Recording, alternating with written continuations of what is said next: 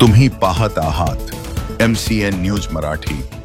जळगाव जामोद बसस्थानकावर प्रवाशांच्या सोयीसाठी हेल्पलाईन क्रमांक तातडीने सुरू करण्याची मागणी विद्यार्थ्यांनी आणि नियमित प्रवाशांनी केली आहे।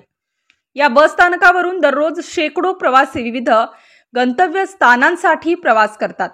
विद्यार्थी शिक्षणाकरिता येतात, परंतु हेल्पलाईन क्रमांक बंद पडल्याने बसचे वेळापत्रक, तिकीट दर आणि इतर माहिती तसेच बसला उशीर का झाला इतर माहिती मिळवण्यासाठी प्रवाशांना अनेक अडचणींचा सामना करावा लागतो। हेल्पलाईन क्रमांक असल्यास ही सर्व माहिती ग्रामीण भागातील नागरिकांना सहज उपलब्ध होऊ शकते। त्यामुळे हेल्पलाईन क्रमांक असणे अत्यंत गरजेचे आहे। विशेषतः रात्रीच्या वेळी किंवा आपत्कालीन परिस्थितीत ही सेवा अत्यंत उपयुक्त असल्याने जळगाव जामोद आगार प्रमुखांनी या संदर्भात सकारात्मक निर्णय घेऊन प्रवासी नागरिकांची गैरसोय टाळण्याची मागणी या निमित्ताने करण्यात आली आहे।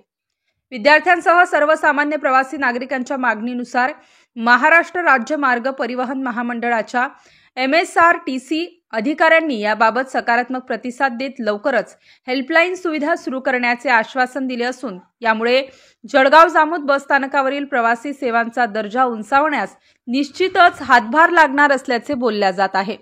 MCN न्यूज मराठी करिता ओम उन्हाळे, जळगाव जामोद।